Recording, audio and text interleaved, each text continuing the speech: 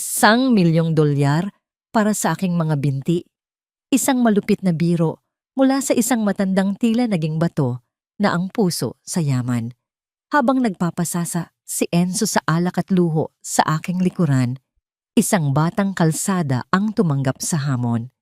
Hindi ko alam.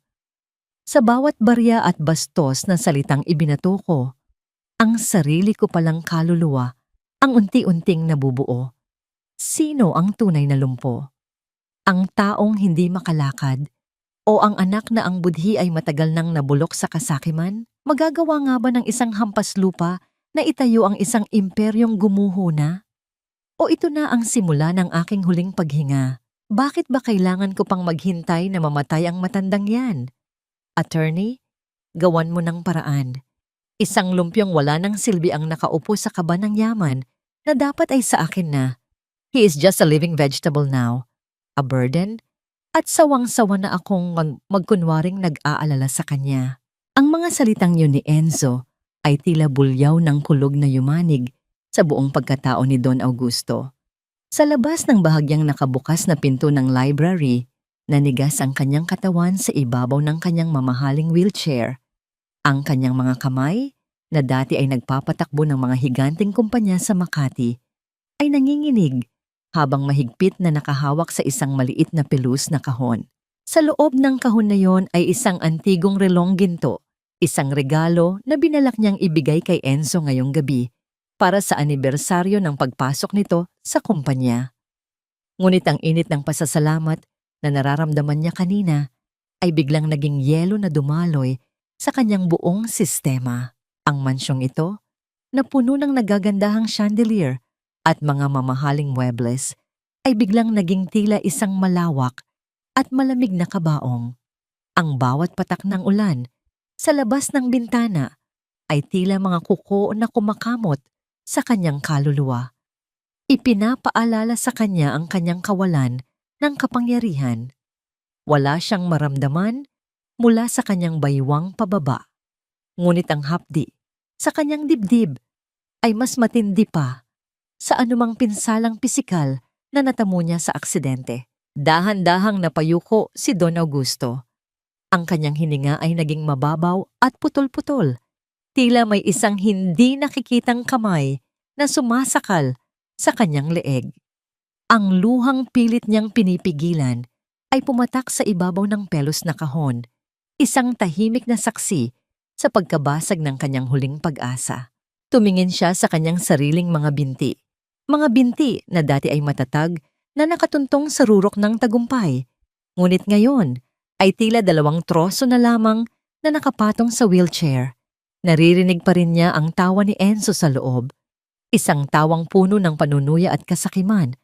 Ang tawang pumatay sa alaala ng maliit na batang dati ay karga-karga niya sa kanyang mga balikat. Nararamdaman niya ang bahagyang panginginig ng kanyang mga labi. Ngunit nanatili siyang walang imik. Ang katahimikan sa pasilyo ay tila lumalalim. Parang isang puwang na unti-unting sumasaklaw sa kanyang buong pagkatao. Sa gitna ng dilim at ng mabigat na amoy ng mamahaling pabango, iisang tanong ang paulit-ulit na bumabalik sa kanyang isipan. Ito na ba ang katapusan ng lahat ng aking pinaghirapan? Na dito magtatapos ang lahat sa kamay ng sarili kong dugo, habang ang tanging pagkakamali ko ay ang patuloy na umasa na may natitira pang pagmamahal para sa akin? O ang bawat pag-ikot ng gulong ng kanyang wheelchair sa makintab na sahig ng mansyon ay tila isang mabigat na hakbang patungo sa sarili niyang libingan. Hindi na makahinga si Don Augusto sa loob ng 4 na sulok ng silid na yon, kung saan ang amoy ng mamahaling pabango ni Enzo ay tila lason na humahalo sa hangin. Sa utos ng kanyang nanginginig na tinig, inilabas siya ni Deli, ang matapat na katulong, sa malawak na gate ng mansyon upang makalanghap ng sariwang hangin sa gitna ng namumuong ambon. Doon, sa kabilang panig ng matatayog na rehas na bakal, nakatayo ang isang maliit na anyo na tila isang basang sisiw sa ilalim ng ulan. Isang bata, marahil ay nasa 10 taong gulang pa lamang, na ang suot na t-shirt ay puno ng butas at ang mga paa ay balot ng putik. Ang kanyang mga mata Bagaman malalim ang pagod, ay nagniningning sa ilalim ng madilim na langit habang nakatingin sa marangyang sasakyang nakaparada sa garahe. Lumalapit ang bata sa rehas. Ang kanyang mga kamay ay mahigpit na nakakapit sa malamig na bakal. Mamang, barya lang po. Pambili lang ng gamot ng lola ko. Ang kanyang boses ay nanginginig. Halos lamunin ng ingay ng mga dumaraang sasakyan sa kalsada. Tumingin si Don Augusto sa bata nang may halo ng pait at panunuiya. Sa loob ng kanyang dibdib, ang galit niya kay Enzo ay nag-uumapaw. At sa pagkakataong ito, ang bata ang naging tanging takas ng kanyang nasaktang damdamin. Gamot? Ang boses ni Don Augusto ay malat at puno ng puot. Ang pera ay hindi nakakagamot ng lahat, bata. Tignan mo ako. Nakaupo sa ginto, pero hindi man lang maigalaw ang aking mga paa. Ano ang halaga ng barya mo kumpara sa aking pagiging lumpo? Hindi natinag ang bata. Nanatili siyang nakatitig sa matanda. Ang kanyang tingin ay tila tumatagos sa balat ni Don Augusto hanggang sa kanyang nagdurusa na kaluluwa. Isang mapait na ideya ang pumasok sa isipan ng matanda. Isang laro na bunga ng kanyang desperasyon at kawalan ng tiwala sa mundo. Gusto mo ba ng totoong pera? $1,000,000? Ang tanong ni Don Augusto, sapat na malakas para marinig ng mga gwardiyang nakapaligid. Ang mga tao sa paligid ay napatigil, nagkatinginan, inakalang tuluyan ng nawala sa katinuan ang kanilang amo. Gawin mong muling makalakad ang mga patay na binting ito. Ibalik mo ang buhay sa aking katawan at ibibigay ko sa iyo ang lahat ng kayamanang pinapangarap mo. Inasahan ni Don Augusto na tatakbo ang bata dahil sa takot o marahil ay tatawa dahil sa kabaliwan ng kanyang sinabi. Ngunit sa gitna ng katahimikan ng kalsada at ng malamig na patak ng ulan, dahan-dahang tumango ang bata. Walang pag-aalinlangan, walang takot. Isang matatag na pangako ang namuo sa kanyang mga labi na tila nanggagaling sa isang kapangyarihang hindi nauunawaan ng matanda. Opo, Don Augusto, gagawin ko po. Pangako po, makakalakad kayong muli. Ang sagot ng bata, ang kanyang tinig ay tila isang anghel na bumubulong sa gitna ng impyerno. Bago pa man makasagot ang matanda, isang pamilyar at nakakarinding tinig ang bumasag sa sandaling iyon mula sa kanyang likuran. Dad, ano na naman ang ginagawa mo dito sa labas? Nakikipag-usap ka na naman sa mga hampas lupa? Nakakahiya sa mga kapitbahay. Naroon si Enzo, nakatayo sa may pintuan ng mansyon, may hawak na isang makapal na folder ng mga dokumento. Ang kanyang mukha ay puno ng pagkainis, ngunit may kislap ng kasabikan sa kanyang mga mata habang tinitignan ang kanyang ama. Lumapit siya. Ang bawat hakbang ay tila isang banta at inilapag ang folder sa kandungan ni Don Augusto sa itaas mismo ng kanyang mga binti na walang naramdaman. Huwag mo nang sayangin ang oras mo sa batang iyan. Pirmahan mo na ito, Dad, para ito sa ikabubuti mo, para hindi mo na kailangang mag-alala pa sa mga bagay na hindi mo na naman kayang kontrolin. Ang huling mga salita ni Enzo ay tila isang huling pako sa kabaong. Habang sa labas ng gate, nananatiling nakatitig ang bata, naghihintay ng isang hudyat ng pag-asa sa gitna ng dumarating na dilim. Ano ba naman itong ginagawa mo, Dad? Mukha kang bata na nakikipaglaro sa putikan. Hindi mo ba naiisip ang sasabihin ng mga board members kapag nalaman nilang ang pinakamakapangyarihang tao sa Makati ay nakikipag-usap na sa mga batang kalye? Ang tinig ni Enzo ay puno ng matatamis na lason habang dinadampot niya ang isang silk na panyo upang punasan ang munting dumi sa braso ng wheelchair ni Don Augusto. Tila ba ang presensya ng bata sa labas ay isang nakakahawang sakit. Sa bawat haplos ng panyo, naramdaman ni Don Augusto ang lalong paghigpit ng invisible na tanikala sa kanyang leeg. Hindi siya tinitignan ni Enzo bilang isang ama, kundi bilang isang antigong kagamitan na sira na at kailangang itago sa madilim na sulok ng bahay. Dinala siya pabalik sa loob ng silid kung saan ang liwanag ng buwan ay hindi makapasok dahil sa makakapal na kurtina. Doon, nasaksihan ni Don Augusto ang isang tagpong nagpabilis sa pintig ng kanyang puso sa takot. Sa ibabaw ng kanyang bedside table, nakita niya ang refleksyon ni Enzo sa malaking salamin habang dahan-dahang pinapalitan ang kanyang mga asul na gamot ng mga puting tableta mula sa isang hindi kilalang botelya.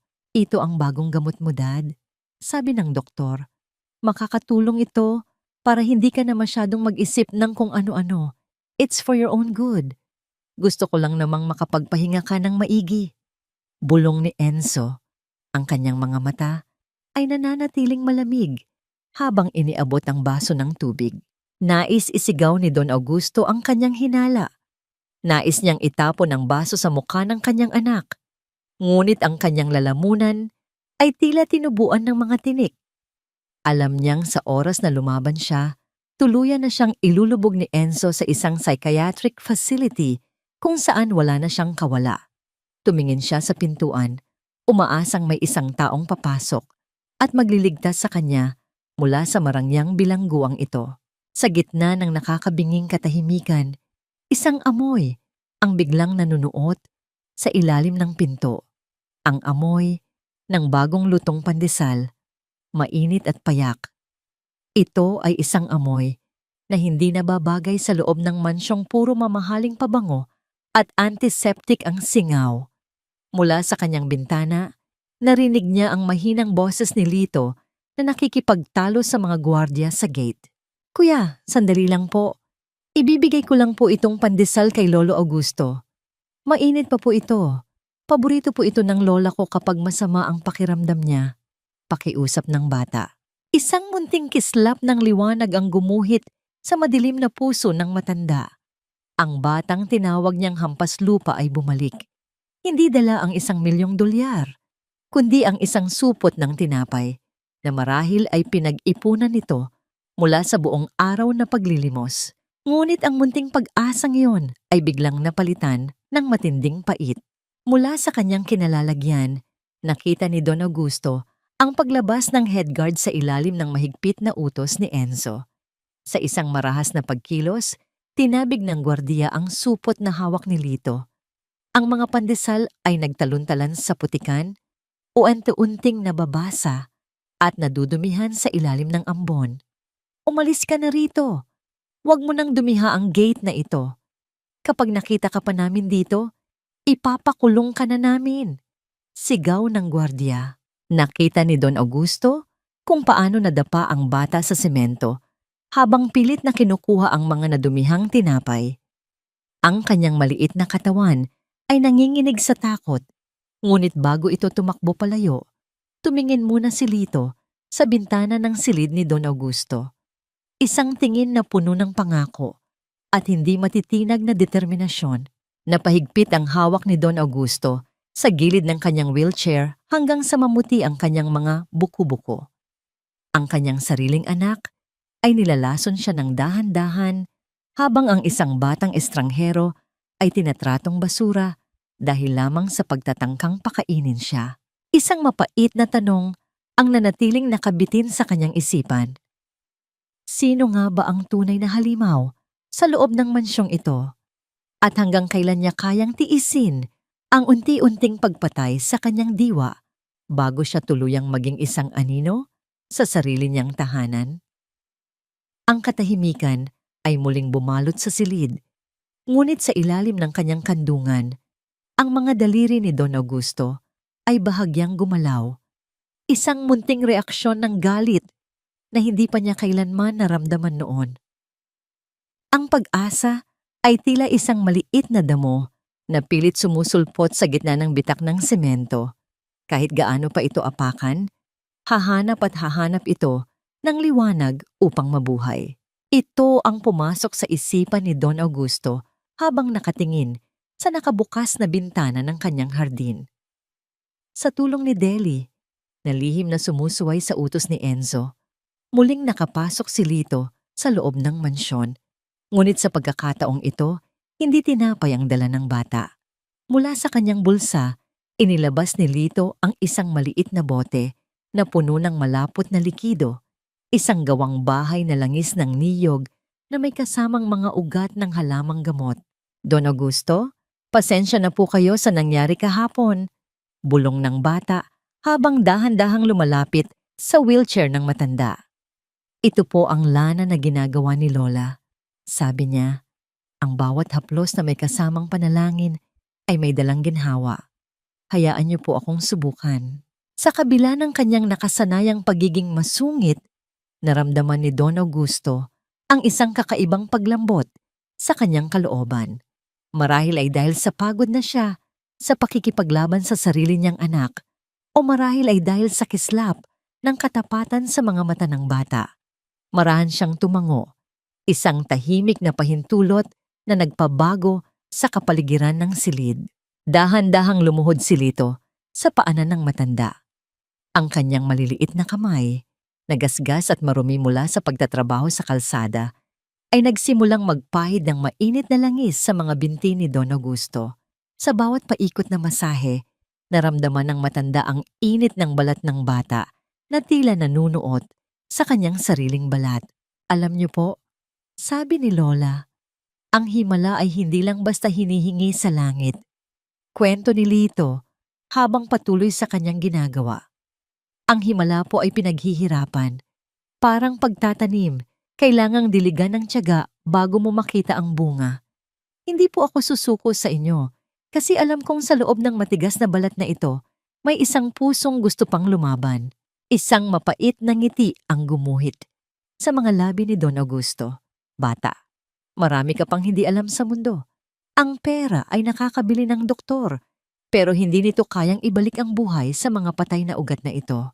Ngunit sa gitna ng kanyang pagsasalita, biglang napatigil si Don Augusto. Isang kuryente ng kakaibang sensasyon ang dumaloy mula sa kanyang tuhod patungo sa kanyang balakang. Hindi ito masakit, kundi isang tila munting pintig. Isang init na hindi nanggagaling sa langis, kundi mula sa loob ng kanyang sariling katawan. Napahawak siya sa hawakan ng wheelchair. Ang kanyang mga mata ay nanlaki sa gulat at takot na baka guni-guni lamang ang lahat. Nagsimulang humuni si Lito ng isang lumang hele, isang malambing na himig na tila nagpapatulog sa lahat ng hinhin at sakit ng nakaraan. Ang tinig ng bata ay tila isang tulay na nag-uugnay sa madilim na kasalukuyan ni Don Augusto tungo sa mga alaala ng kanyang kabataan, noong ang mundo ay puno pa ng kulay at pag-ibig. Sa bawat haplos ni Lito, ang mga binti ni Don Augusto na dati ay tila dalawang troso na walang buhay ay tila nagkakaroon ng sariling kwento. Ang munting init na yon ay naging isang liwanag sa gitna ng kanyang kadiliman. Ngunit sa itaas ng kisame, sa sulok ng silid kung saan nakatago ang isang maliit na security camera, isang pulang ilaw ang patuloy na kumukurap. Sa kabilang silid, nakaupo si Enzo sa harap ng isang malaking monitor.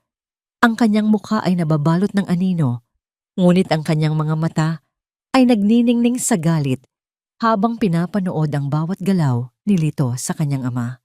Isang madilim na plano ang unti-unting nabubuo sa kanyang isipan. Isang plano na magtatapos sa munting himala na sinusubukang buuin ng bata. Masyado kang nagiging malapit sa kanya, bata. Bulong ni Enzo sa hangin. Ang kanyang mga daliri ay naglalaro sa isang matalim na letter opener. At sa mansyong ito, ang sino mang nagbibigay ng pag-asa sa aking ama ay isang banta na dapat alisin.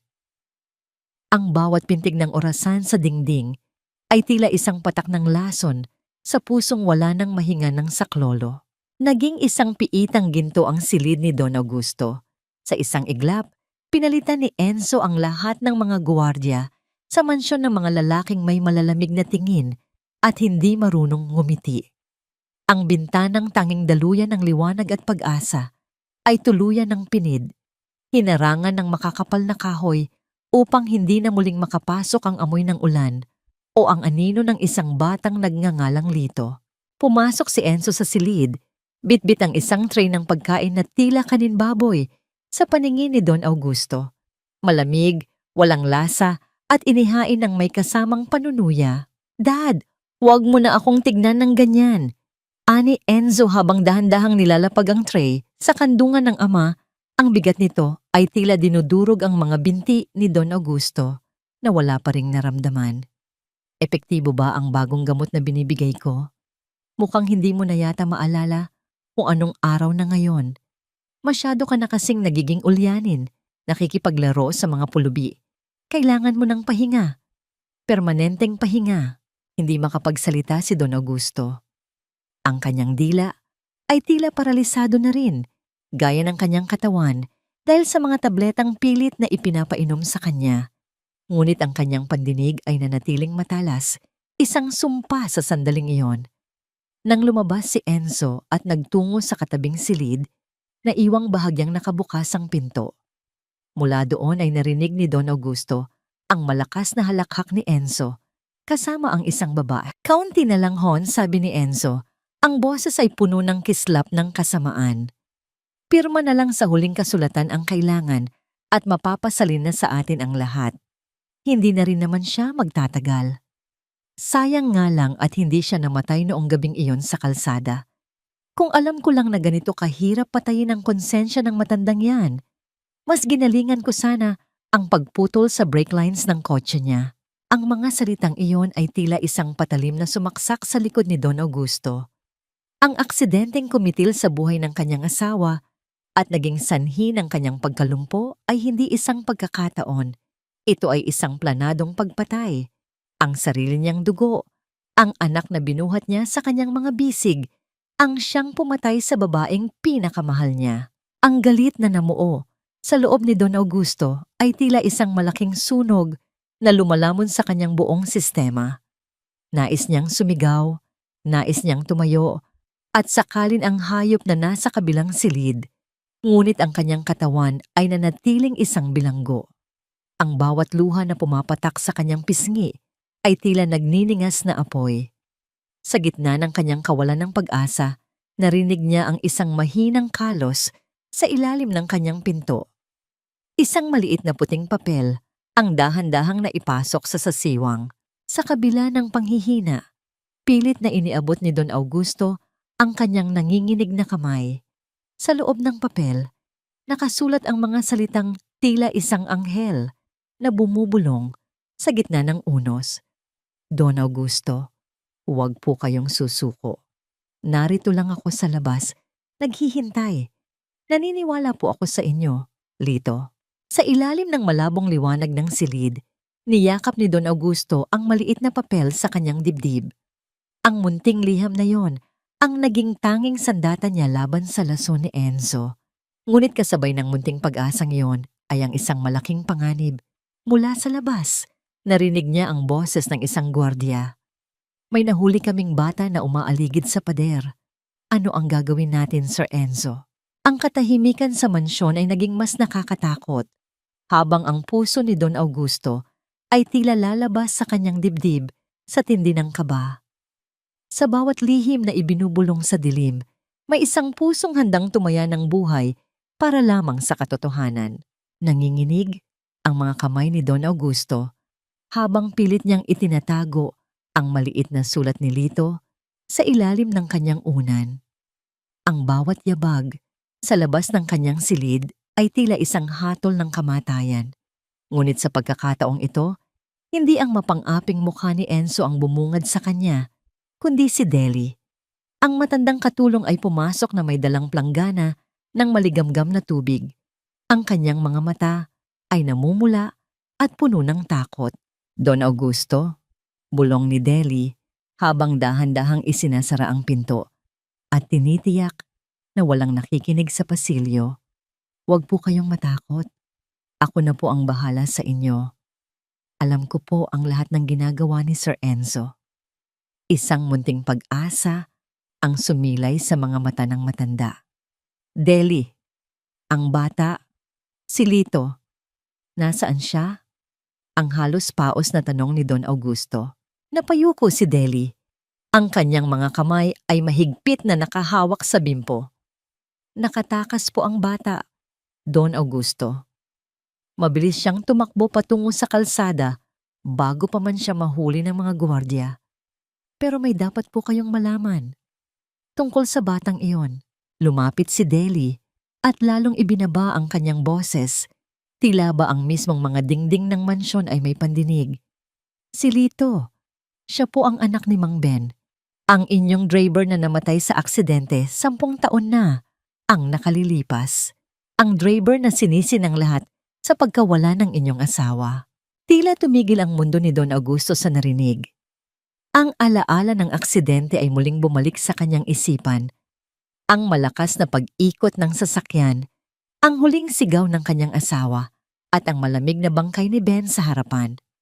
Noon, naniwala siya sa sinabi ng mga pulis na nakatulog ang driver, ngunit ngayon, sa harap ng katotohanang si Enzo ang nagputol sa brake lines, ang lahat ay nagkaroon ng bagong kulay. Kaya po pala ganoon na lamang ang pagnanais ng batang iyon na tulungan kayo. Patuloy ni Deli habang mabilis na kinukuha ang mga pekeng gamot sa bedside table at pinapalitan ang mga ito ng totoong gamot na lihim niyang binili. Dala-dala niya ang utang na loob ng kanyang ama sa inyo, kahit na ang inyong sariling anak ang pumatay sa kanila. Ang bata ang nagdadala ng krus na hindi naman sa kanya. Isang matinding pagsisisi ang lalong nagpabigat sa dibdib ni Don Augusto. Ang batang hinamak niya, ang batang tinawag niyang hampas lupa, ay ang mismong biktima ng kasamaan ng kanyang sariling dugo. Ang koneksyong ito ay hindi lamang basta pagkakataon. Ito ay tadhana na humihingi ng katarungan. Ngunit sa gitna ng kanilang pag-uusap, ang seradura ng pinto ay biglang gumalaw. Isang marahas na pagpihit ang narinig sa katahimikan ng gabi. Mabilis na itinago ni Deli ang bote ng totoong gamot sa loob ng kanyang bulsa at nagpanggap na nagpupunas ng noo ni Don Augusto. Ang pinto ay bumukas ng malakas at pumasok si Enzo. Ang kanyang mga mata ay nanunuri at puno ng suspisya. "Anong ginagawa mo rito, Deli? Bakit ang tagal mong lumabas?" tanong ni Enzo. Ang boses ay puno ng pananakot. Lumapit siya sa kama. Ang kanyang tingin ay bumaba sa bedside table. Tila may hinahanap na hindi tama. "Pinupunasan ko lang po ang pawis ni Don Augusto, sir. Masyado po siyang mainit." Sagot ni Deli. Ang kanyang boses ay nanginginig, ngunit pilit na nagpapakatatag. Inabot ni Enzo ang baso ng tubig at ang lalagyan ng gamot. Pinagmasdan niya ang mga tableta ng matagal. Ang kanyang mukha ay tila isang maskara ng kamatayan. "Siguraduhin mong iniinom niya ang lahat ng ibinibigay ko, Deli. Dahil kung malalaman kong may ginagawa kayong kalokohan sa likod ko, hindi lang ang trabaho mo ang mawawala sa iyo." Dahan-dahang ibinaling ni Enzo ang kanyang tingin kay Don Augusto. Isang mapait na ngiti ang gumuhit sa kanyang mga labi. "Matulog ka na, Dad. Malapit na ang lahat ng paghihirap mo." Nang makalabas si Enzo, naiwang nanginginig si Deli sa tabi ng kama. Ngunit sa kabila ng takot, nagkatinginan sila ni Don Augusto. Isang lihim na alyansa ang nabuo sa pagitan ng isang matandang lumpo at isang katulong na may gintong puso. Ngunit ang tanong na nananatiling nakabitin ay, saan nanggagaling ang matinding galit ni Enzo kay Mang Ben noon? May mas malalim pa bang sikreto ang nakatago sa likod ng aksidenteng iyon na hindi pa nalalaman ni Don Augusto? Ngumiti ka naman, Dad. Para namang hindi ka masaya na narito ang lahat ng mga dati mong kaibigan at kasosyo. Ipakita mo sa kanila na kahit ganito na ang lagay mo, narito pa rin ang hari ng Makati, kahit na ang korona mo ay gawa na lang sa papel. Ang mga salitang yun ni Enzo ay tila isang malupit na biro habang inaayos niya ang kurbata ni Don Augusto sa harap ng malaking salamin. Ngayong gabi, ang mansyon ay muling nabuhay sa liwanag ng mga dambuhalang chandelier. Ang amoy ng mamahaling lechon, ang halimuyak ng mga imported na bulaklak, at ang tunog ng mga basong nagtatama sa bawat tagay ay pumuno sa malawak na bulwagan. Ngunit para kay Don Augusto, ang lahat ng ito ay isang masamang panaginip. Ipinasok siya ni Enzo sa gitna ng maraming tao. Ang mga dati niyang kasosyo sa negosyo, ang mga taong dati ay yumuyuko sa kanyang harapan, ay nakatingin ngayon sa kanya ng may halo ng awa at pangungutya. Nakasuot siya ng kanyang pinakamahal na tuksido, ngunit ang kanyang katawan ay nakalubog sa wheelchair, tila isang rebultong gawa sa yelo na unti-unting natutunaw sa ilalim ng mapanuring mga mata ng madla. Pasensya na kayo sa aking ama. Malakas na pahayag ni Enzo habang nakapatong ang kamay sa balikat ni Don Augusto. Medyo nalilito na siya nitong mga nakaraang araw. Minsan ay kung sino-sino ang kinakausap, kahit ang mga pulubi sa labas ay pinapangakuan ng milyon-milyon. It's hard to see him like this, but I am doing my best to manage everything. Narinig ni Don Augusto ang mahihinang bulungan at tawanan ng mga bisita. Ang bawat salita ni Enzo ay tila isang pako na ibinabaon sa kanyang dangal. Nais niyang sumigaw. Nais niyang tumayo at sabihin sa lahat na siya ay biktima ng isang traidor. Ngunit ang epekto ng mga huling gamot na pilit na ipinainom sa kanya bago ang party ay naging sanhi ng pagbigat ng kanyang dila. Ang kanyang paningin ay malabo at ang tanging nagagawa niya ay ang maging isang piping saksi sa sarili niyang kahihiyan. Isang matandang kasosyo ang lumapit at humawak sa kanyang kamay. Augusto, sayang ang lahat. Bakit ba humantong ka sa ganito? Hindi nakasagot ang matanda. Ramdam niya ang panginginig ng kanyang sariling kalamnan sa tindi ng pagtitimpi. Sa sulok ng kanyang mata, nakita niya si Enzo na kumukuha ng isang pluma mula sa kanyang bulsa. Isang folder na may selyo ng kumpanya ang inilapag sa mesa sa gitna ng bulwagan. At dahil sa kalagayan ni Dad, ngayong gabi ay formal ko nang iaanunsyo ang aking ganap na pamumuno sa lahat ng kumpanya. Pirma na lang niya ang kailangan nating saksihan bilang simbolo ng pagsasali ng kapangyarihan. Anunsyo ni Enzo, ang kanyang boses ay puno ng tagumpay. Lumapit si Enzo kay Don Augusto. Ang mukha ay tila isang mapagmahal na anak sa paningin ng iba. Ngunit sa pandinig ng matanda, ang kanyang bulong ay tila huni ng ahas. Pirmahan mo na ito, Dad. Huwag mo nang hintayin na pati ang batang iyon ay madamay sa katigasan ng ulo mo. Alam mo kung nasaan si Lito ngayon? Isang tawag ko lang at baka hindi na siya makita muli sa kalsada.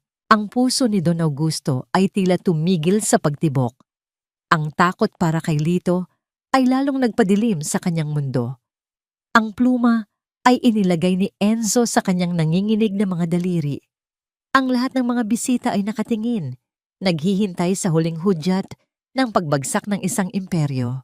Ngunit sa gitna ng tensyon, isang pamilyar na amoy ang biglang humalo sa halimuyak ng party. Ang amoy ng mainit na langis ng niyog. Mula sa malayo, sa may pintuan ng kusina, nakita ni Don Augusto ang isang mabilis na anino. Isang maliit na kamay ang kumatok sa isang baso ng tubig na naging sanhi ng pagbuhos nito sa ibabaw ng folder na hawak ni Enzo. Sa gitna ng gulo at paglilinis ng mga katulong, isang mahinang tinig ang narinig ni Don Augusto sa kanyang isipan, tila isang bulong ng hangin mula sa labas. Ito ang huling babala bago ang ganap na kadiliman. Ano ang kayang gawin ni Don Augusto upang iligtas hindi lamang ang kanyang ari-arian, kundi ang buhay ng batang nagbigay sa kanya ng dahilan para lumaban? Ang tunay na katapangan ay hindi nasusukat sa lakas ng bisig, kundi sa tibay ng puso na handang sumugod sa apoy para sa isang pinaniniwalaan. Gabi na, at ang mansyon ay muling binalot ng isang nakakabinging katahimikan. Ang mga bisita ay nagsiuwian na. Dala-dala ang sari-saring kwento tungkol sa pagbagsak ng dakilang si Don Augusto. Sa kanyang silid, naiwan ang matanda sa piling ng dilim. Ang bawat anino sa dingding ay tila isang multo ng kanyang mga kabiguan. Ang pananakot ni Enzo tungkol kay Lito ay tila isang matalim na tinik na nakabara sa kanyang lalamunan. Bigla, isang mahinang kaluskos ang narinig niya mula sa bintana ng hardin. Dahan-dahang gumalaw ang kurtina at mula sa kadiliman, isang maliit na anyo ang lumabas. Si Lito, na ang muka ay puno ng galos at ang mga damit ay may bahid ng putik, ay tahimik na pumasok sa silid. Don Augusto, bulong ng bata. Ang kanyang boses ay nanginginig sa takot at pagod. Pasensya na po. Ako po ang nagbuhos ng tubig kanina.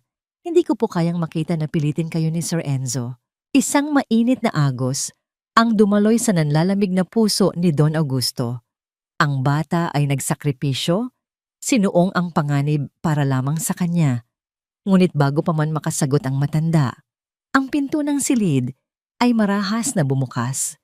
Nakatayo si Enzo sa may pintuan. Ang kanyang mukha ay isang maskara ng galit na hindi na kayang itago.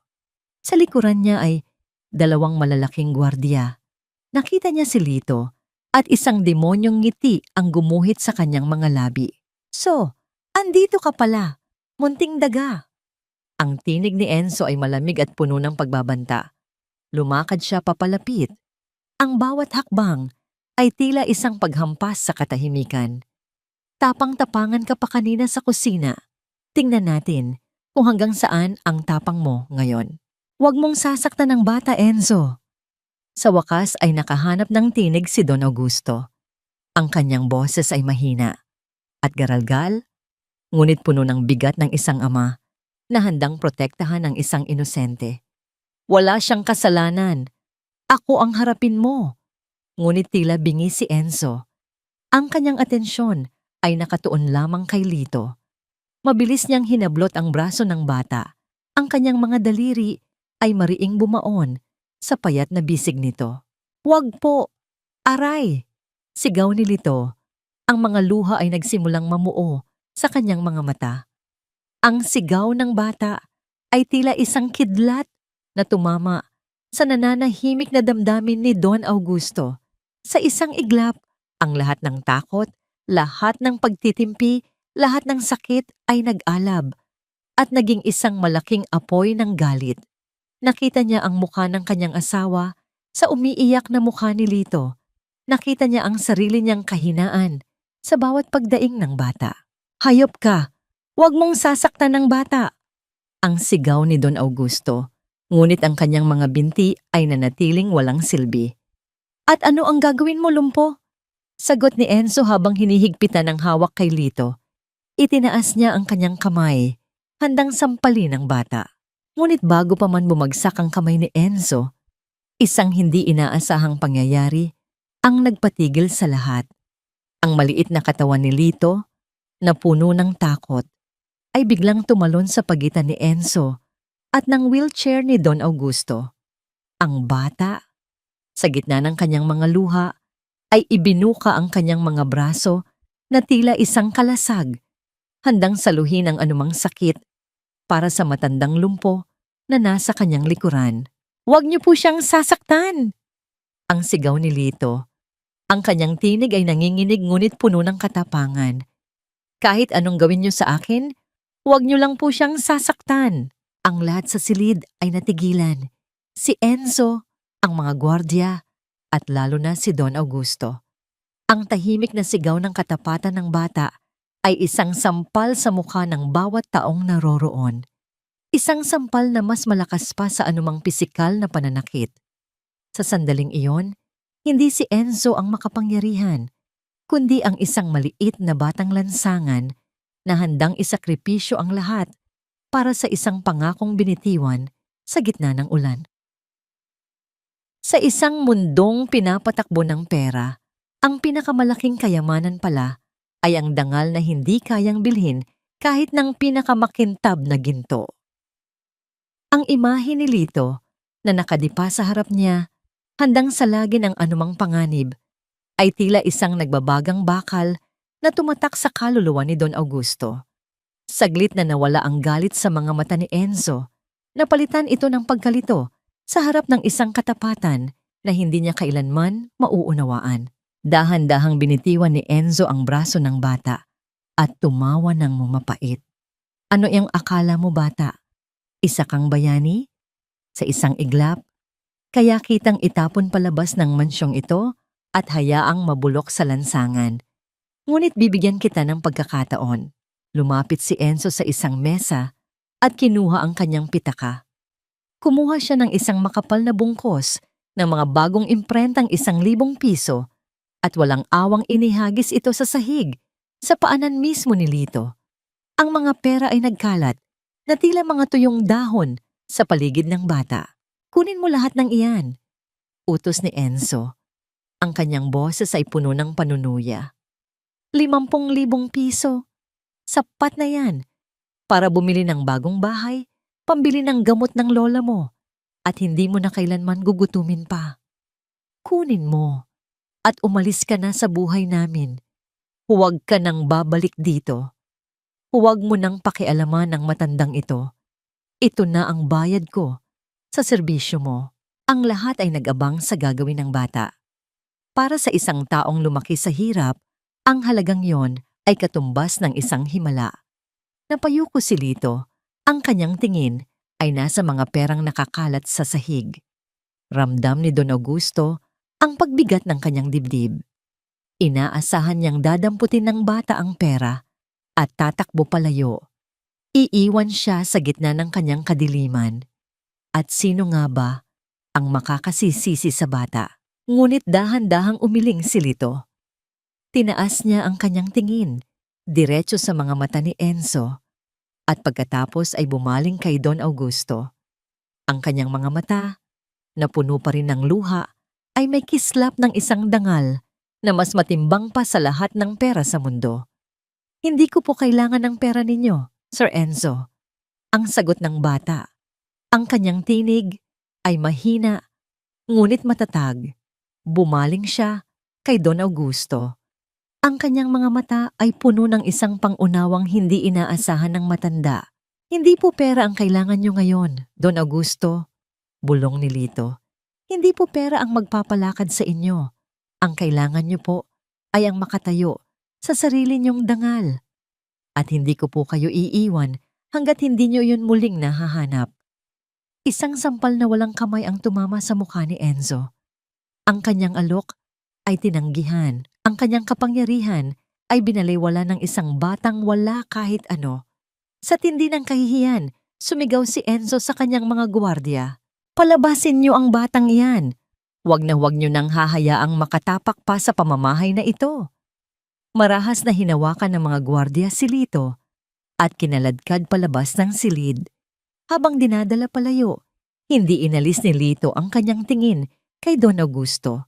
Isang tingin na nagsasabing, huwag kang susuko. Babalik ako. Naiwan si Don Augusto sa katahimikan. Ang mga perang nakakalat sa sahig ay tila isang insulto sa kanyang pagkatao. Ang bawat piraso ng papel na yon ay sumisigaw ng kanyang kahinaan. Sa ilalim ng buwan, habang ang anino ng mga puno ay sumasayaw sa kanyang bintana, napagtanto ni Don Augusto ang isang malaking katotohanan.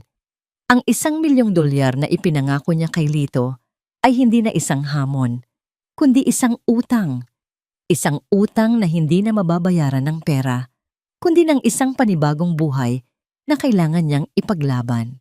Sa gitna ng kadiliman, sa kauna-unahang pagkakataon, sa loob ng maraming taon, isang tunay na panalangin ang namutawi sa kanyang mga labi. Isang panalangin hindi humihingi ng himala, kundi ng lakas para harapin ang umaga.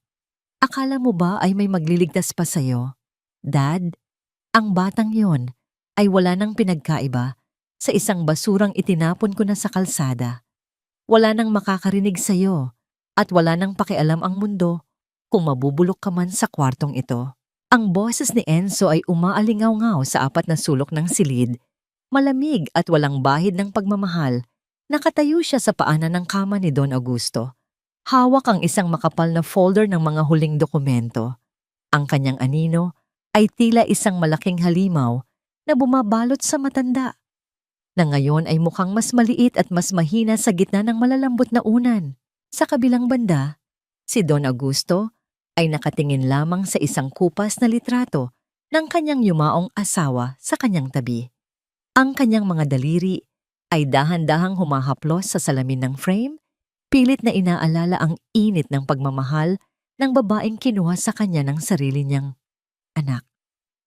Ang kabalintunaan ay masakit habang si Enzo ay nagdiriwang sa kanyang inaakalang tagumpay. Ang matanda ay mas lalong tumitibay sa loob ng kanyang katahimikan. Nang lumabas si Enzo para sumagot ng isang tawag, mabilis na pumasok si Deli. Ang kanyang mukha ay maputla, ngunit may kislap ng determinasyon sa kanyang mga mata.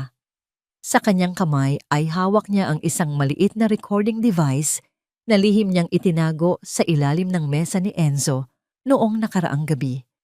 Don Augusto, bulong ni Deli, ang boses ay nanginginig sa takot. Kailangan niyo itong marinig. Ito na po ang katotohanang matagal nating hinahanap. Pinindot ni Deli ang play button. Ang bawat salitang lumabas sa speaker ay tila isang kidlat na tumatama sa puso ni Don Augusto. Attorney, huwag kang mag-alala tungkol sa investigasyon, 10 taon na ang nakalilipas. Ang boses ni Enzo sa recording, puno ng kayabangan. Ben was just a pawn. Ang driver na yon ang naging perpektong kambing itiman. Pinutol ko ang brake lines at siya ang namatay kasama ang nanay ko. Ngayon, ang matanda na lang ang natitira sa pagitan ko at ng lahat ng kayamanang ito. Konting lason pa sa gamot niya at tapos na ang lahat. Ang bawat salita ay tila isang matalim na kutsilyo na humihiwa sa kaluluwa ni Don Augusto. Ang kanyang hininga ay naging mabigat. Ang kanyang mga mata ay nanlaki sa tindi ng sakit at galit. Ang maskara ni Enzo, ang maskara ng isang nag-aalalang anak, ay tuluyan ng nadurog sa harap ng katotohanang siya ay isang mamamatay tao. Ang dumi ng kanyang sariling dugo ay tila naging isang malapot na putik na lumulunod sa kanya.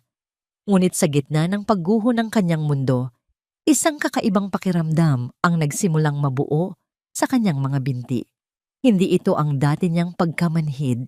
Ito ay isang matinding panginginig, isang init na nanggagaling sa kailaliman ng kanyang galit at pagnanais para sa katarungan. Nararamdaman niya ang bawat pintig ng kanyang puso sa dulo ng kanyang mga daliri sa paa.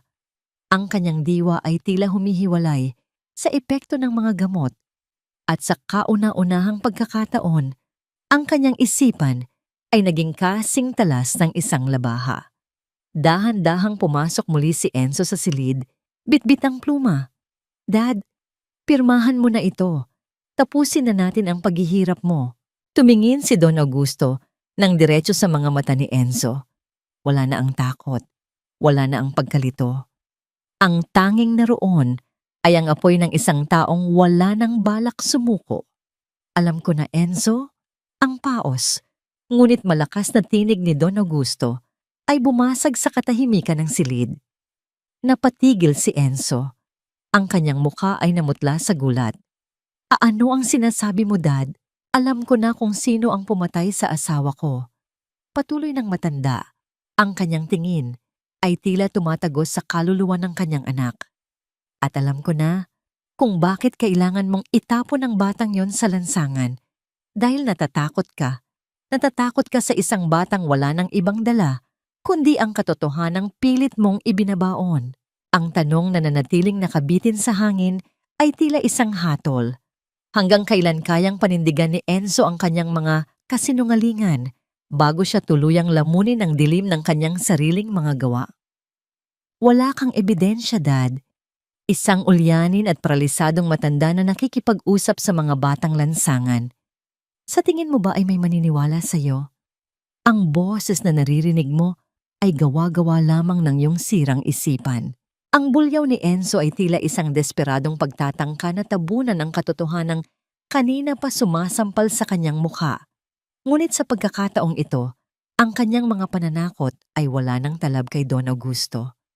Ang matanda ay nanatiling kalmado.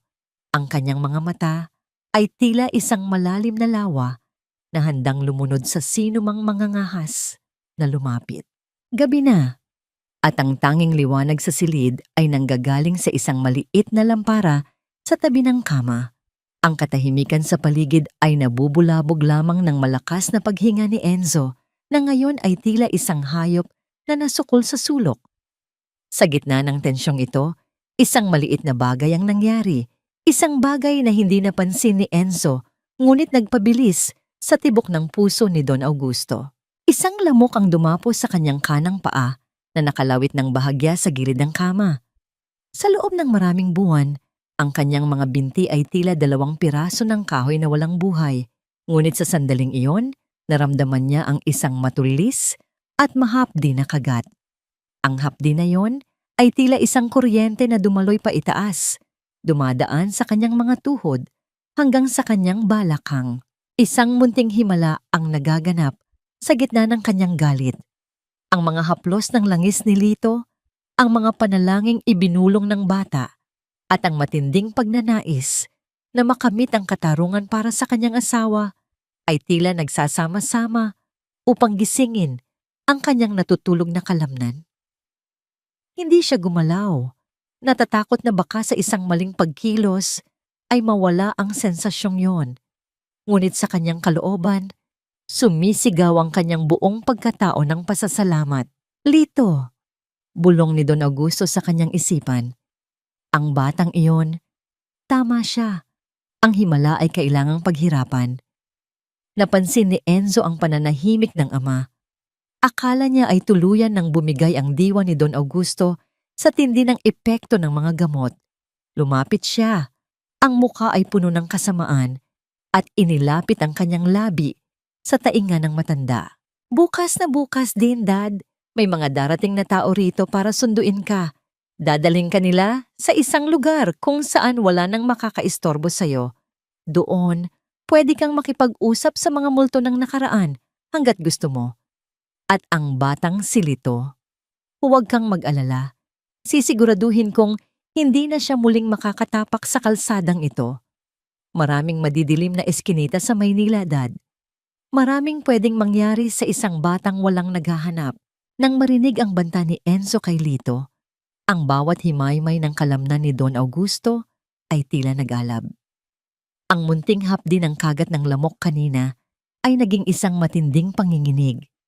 Ramdam niya ang pagdaloy ng dugo sa kanyang mga binti. Tila isang ilog na muling nahanap ang kanyang daan pagkatapos ng mahabang panahon ng pagkatuyo. Hindi mo siya sasaktan, Enzo. Ang tinig ni Don Augusto ay mas malalim na ngayon, mas matatag, at puno ng isang awtoridad na matagal nang nawala. At sino ang pipigil sa akin? Tawa ni Enzo, habang dahan-dahang kinukuha ang wheelchair para ilayo ang ama sa bintana. Sa ilalim ng kumot, ang mga daliri sa paa ni Don Augusto ay dahan-dahang gumalaw. Isang maliit na pagkilos, ngunit ito ang naging simbolo ng kanyang muling pagsilang. Ang kanyang mga binti, na dati ay tila bilanggo, ay nagsimulang magpakita ng buhay.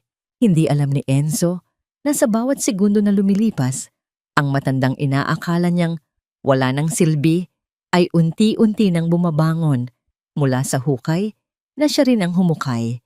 Ngunit sapat na ba ang munting pintig na ito upang pigilan ang madilim na plano ni Enzo bago sumikat ang araw? Ang kasamaan ay tila isang mabilis na apoy na lalamon sa kahit na ano, ngunit hindi nito kailanman kayang sunugin ang katotohanan na nakatago sa puso ng isang taong nagmamahal. Dumating ang umaga, ngunit walang sinag ng araw na pumasok sa silid ni Don Augusto. Ang paligid ay tila nababalot ng isang mabigat na ulap ng panganib. Mula sa kanyang kama, ramdam ng matanda ang bawat paggalaw sa labas ng pintuan, mga yabag na mabilis at puno ng tensyon. Bumukas ang pinto at iniluwa nito si Enzo. Ang kanyang buhok ay gulo at ang kanyang mga mata ay nanlilisik sa galit. Sa kanyang kamay, mahigpit niyang hawak ang isang maliit na kwintas na may kahoy na krus, ang krus na laging suot ni Lito. Napatigil si Don Augusto. Ang kanyang paghinga ay tila naputol. Ang krus na yon ang naging simbolo ng katapangan ng bata. Paano ito napasa kamay ni Enzo? Hinanap ko siya kagabi, Dad. Bungad ni Enzo. Ang boses ay tila isang malakas na kulog sa gitna ng katahimikan. Sinabi ko naman sa'yo, hindi ako nakikipaglaro. At nakita ko siya. Nagtatago sa ilalim ng tulay kasama ng kanyang lola. Isang mahirap na buhay na ngayon ay mas naging mahirap pa. Inihagis ni Enzo ang krus sa kandungan ng ama. Ang munting kahoy ay tila may bigat ng 1,000 bato. Dinukot mo siya? Hayop ka, Enzo!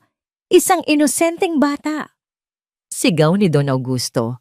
Ang kanyang dibdib ay nag-uumapaw sa matinding puot. Pilit niyang igalaw ang kanyang mga kamay.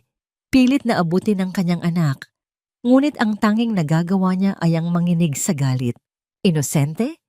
Ang batang yun ang dahilan kung bakit ayaw mong pirmahan ang dokumento. Sigaw ni Enzo. Ang kanyang mukha ay inilapit ng husto kay Don Augusto. Siya ang nagbibigay ng pag-asa sa iyo, kaya kailangan kong alisin ang pag-asang yon. Hawak ko siya ngayon, Dad. At nakasalalay sa iyong mga kamay kung makikita pa niya ang bukas. Inilabas ni Enzo ang mga dokumento at isang pluma. Inilapag niya ang mga ito sa tapat ng matanda. Pirmahan mo ito ngayon din. Kapag nakita ko ang pirma mo, tatawagan ko ang mga tauhan ko na pakawalan siya. Kung hindi, asahan mo na ang krus na yan ay magiging huling alaala na ng batang hampas lupa na yon. Ang bawat salita ay tila isang patalim na direktang sumasaksak sa dibdib ni Don Augusto. Ang takot na naramdaman niya para sa kanyang sarili ay wala kong ikukumpara sa takot niya para sa buhay ni Lito. Ang bata na nagpakita sa kanya ng halaga ng pananalig. Ang bata na sumubok na gamutin ang kanyang puso. Ngayon ay nasa bingit ng kamatayan dahil sa kanyang kasalanan. Sa kabilang banda ng pintuan, lihim na nakikinig si Deli, ang kanyang mga kamay ay mahigpit na nakahawak sa kanyang bibig upang pigilan ang kanyang pag-iyak. Hawak niya ang recording device sa kanyang bulsa, ang huling alas na sana'y gagamitin nila. Ngunit ngayon ay tila wala ng halaga. Nanginginig na kinuha ni Don Augusto ang pluma. Ang kanyang paningin ay nanlalabo dahil sa mga luhang pilit niyang pinipigil. Gusto niyang iligtas si Lito, pero alam niyang ang pagpirma sa dokumentong yon ay nangangahulugan din ng pagkawala ng lahat, ang katarungan para sa kanyang asawa at ang huling patak ng kanyang dangal. Ang bilis. Bulong ni Enzo, may isang mapaklang na ngiti sa kanyang mga labi, habang nakatingin sa nanginginig na kamay ng kanyang ama. Masyado mo pala talagang pinapahalagahan ng basura kesa sa sarili mong dugo. Ibinaling ni Don Augusto ang kanyang tingin sa krus na nakapatong sa kanyang mga hita. Ang mga haplos ng mainit na langis ng bata, ang kanyang mga kwento tungkol sa himala. Lahat ng yon ay bumuhos sa kanyang isipan. Sa sandaling iyon, ang pluma ay huminto sa ibabaw ng papel. Isang mapait, ngunit matatag na pasya ang namuo sa puso ng matanda. Papayag ba siyang magpakontrol sa kasamaan ng kanyang anak upang iligtas ang buhay ng bata? O may isa pa siyang pag-asa na hindi niya pa nakikita? Tignan mo ang iyong munting tagapagligtas, Dad. Tignan mo kung gaano siya kaliit sa gitna ng mundong pilit niyang binabago. Iniharap ni Enzo ang isang tablet sa tapat ng mukha ni Don Augusto. Sa malabong screen, nakita ng matanda ang isang madilim na bodega. Doon, sa isang sulok, nakaupo si Lito. Ang kanyang mga kamay ay nakatali at ang kanyang mukha ay puno ng dumi at luha. Ngunit ang kanyang mga mata ay nananatiling nakatingin sa kawalan ng may hindi maipaliwanag na tatag. Isang malakas na hampas ng sakit ang dumaloy sa buong pagkatao ni Don Augusto. Ang bawat hikbi ng bata na naririnig niya sa speaker ng tablet ay tila isang kidlat na tumatama sa kanyang puso. Nakita niya ang isang gwardiya na lumapit kay Lito at marahas na tinabig ang balikat ng bata upang harapin ito sa kamera. Don Augusto, huwag po kayong papayag. Ang sigaw ni Lito, ang kanyang tinig ay paos at basag. Huwag niyo pong ibigay sa kanya ang gusto niya. Ayos lang po ako, huwag po kayong susuko. Ang katapangan ng bata sa gitna ng panganib ay naging isang nagbabagang apoy sa loob ni Don Augusto. Ang kanyang dugo, na dati ay tila malapot at malamig dahil sa mga gamot, ay biglang nag-init. Isang matinding galit na hinaluan ng wagas na pagmamahal sa batang ito na mas naging anak pa sa kanya kaysa kay Enzo ang sumabog sa kanyang sistema. Hayop ka, Enzo! Hayop ka! Ang bulyaw ni Don Augusto. Ang boses niya ay hindi na mahina, kundi isang ungol ng isang sugatang leon. Tumawa si Enzo, isang tawang puno ng kawalan ng kaluluwa. Galit ka? Mabuti iyan, Dad. Gamitin mo ang galit mo para pirmahan ito ng mabilis. Dahil sa bawat segundo na nag-aalinlangan ka, isang pasakit ang idadagdag ko sa batang iyan. Gusto mo bang makitang umiiyak siya ng dugo bago mo mapagtanto na wala ka ng kapangyarihan? Itinaas ni Enzo ang kanyang kamay, handang i-off ang screen, ngunit hindi niya napansin ang nangyayari sa paanan ng wheelchair. Ang mga binti ni Don Augusto, na dati ay nakalaylay lamang, ay nagsimulang manginig ng marahas. Ang panginginig na yon ay hindi nanggagaling sa takot, kundi sa isang matinding puwersa na pilit kumakawala mula sa pagkakaparalisado. Ramdam ni Don Augusto ang bawat kalamnan sa kanyang hita na tila pinupunit. Ang init ay naging isang matinding hapdi. Tila may dumadaloy na kumukulong bakal sa kanyang mga ugat. Pinangko niya ang lahat ng kanyang emosyon, ang pagmamahal sa kanyang yumaong asawa, ang pagsisisi sa pagkamatay ni Ben, at ang pangakong binitiwan niya kay Lito. At itinuon ang lahat ng ito sa kanyang mga paa. Pirmahan mo na, sigaw ni Enzo, at sa pagkakataong ito, itinulak niya ang balikat ng kanyang ama upang pilitin itong humarap sa mesa.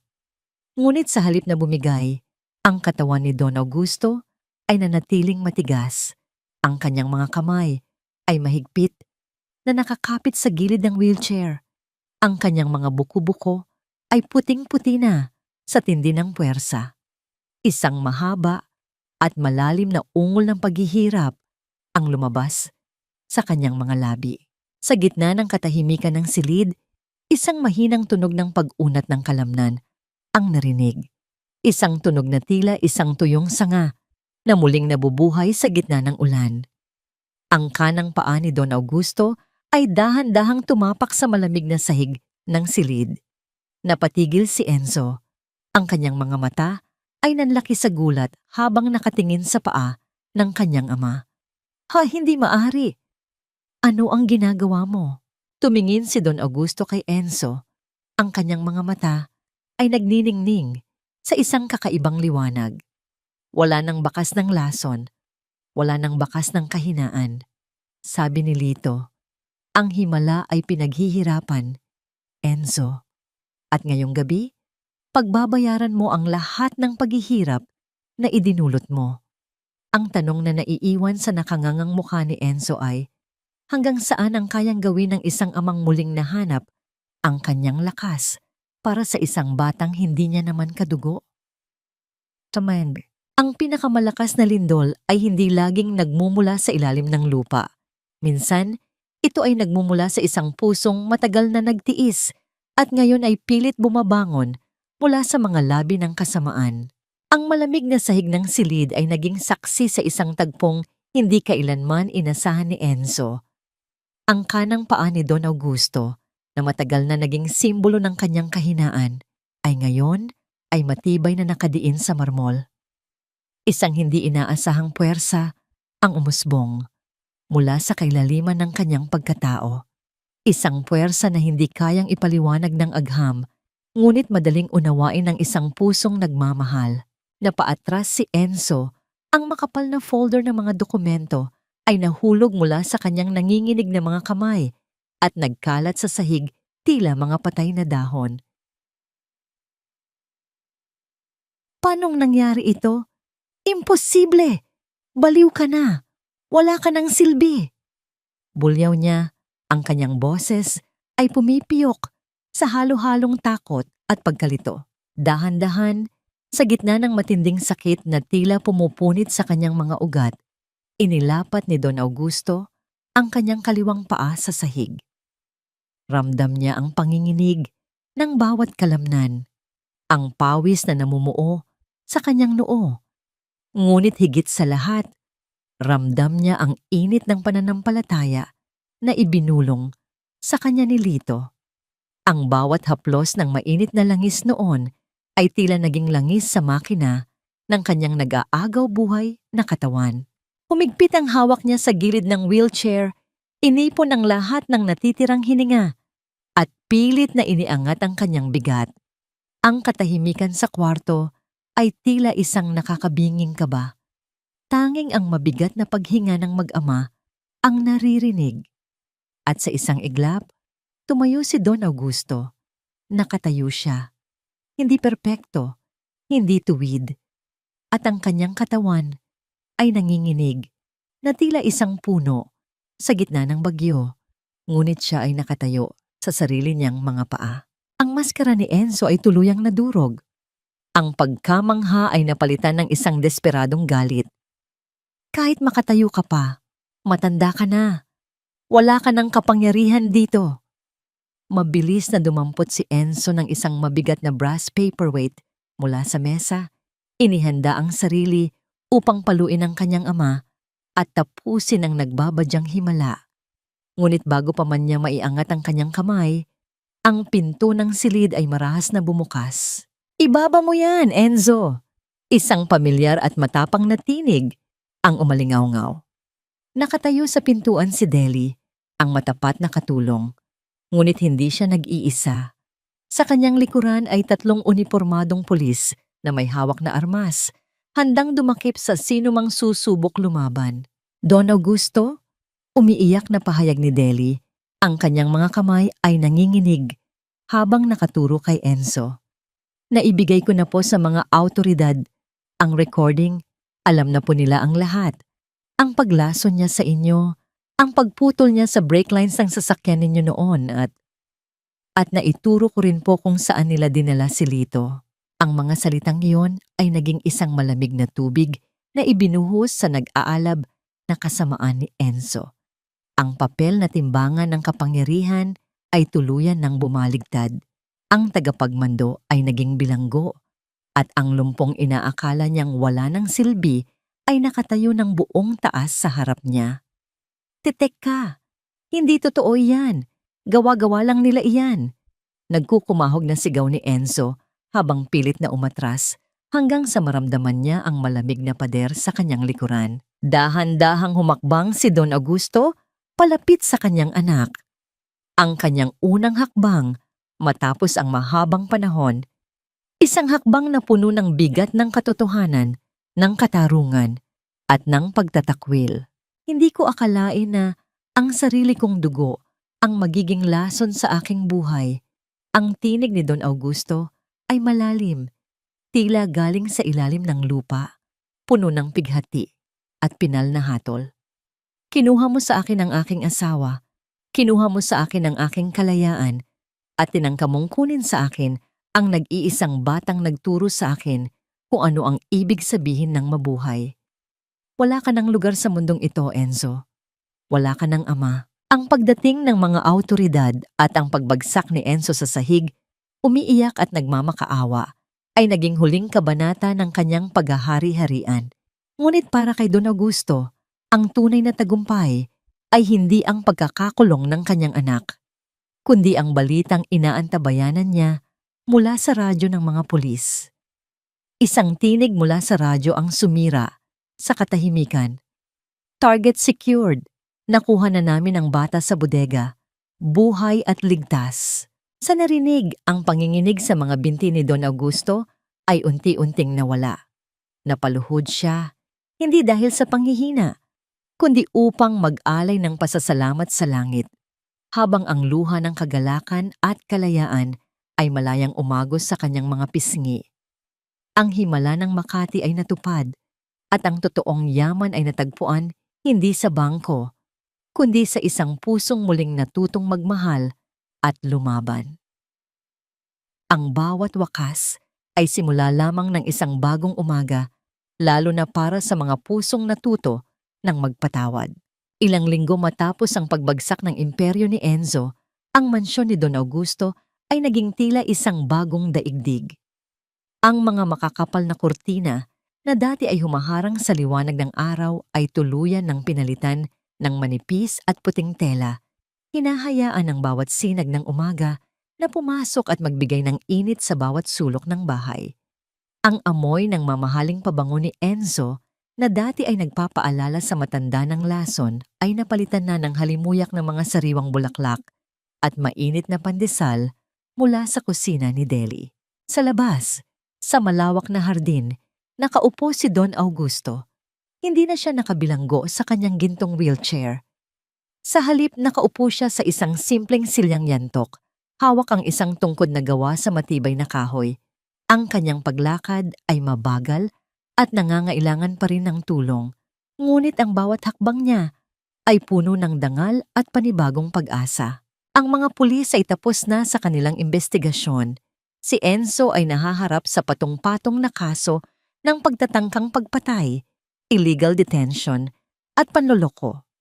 Nang makita ni Don Augusto ang kanyang anak, sa loob ng rehas na bakal, bago ang paglilitis, walang galit na namutawi sa kanyang puso, kundi isang malalim na awa para sa isang taong kinain ng sariling kasakiman.